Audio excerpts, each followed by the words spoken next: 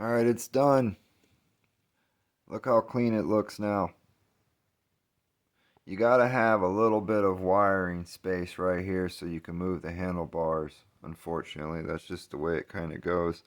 I was thinking about moving the switch though. If I move it in the center there, it might be easier. I'm not sure because right now it's closer to that. This thing I'm gonna eventually remove if I can't find a diagram on how to work it. But check it out.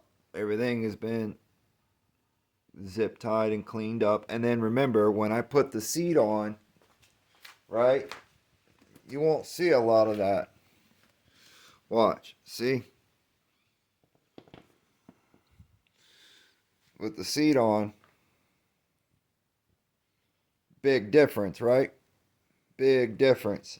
All you really got is a little bit of wiring, and then I'll secure. Right now I'm charging it, so that's what we're doing right now. We're charging it, and basically I just got it pretty simple. You just plug these two together, and voila, power, and it works good too. So I'm very happy with it right now. Very happy with it. Right now I'm just charging the battery and stuff. All the negative leads are ran into one, right? Which is what that big ball is. That's all the negative leads. And then all the reds are individuals. So those are your signal switches. And those go to the individual switches up here. So that's where all your red goes. And then you have a modular, which does all the ticking. It's right there. You can see it just chilling. See it right there? Yeah, just chilling.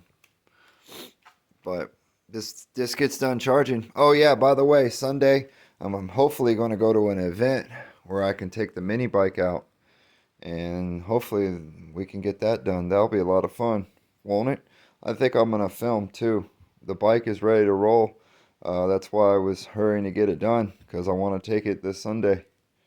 It's going to be a lot of fun. Today's Thursday. So, yeah. All right. Let me show you what we got.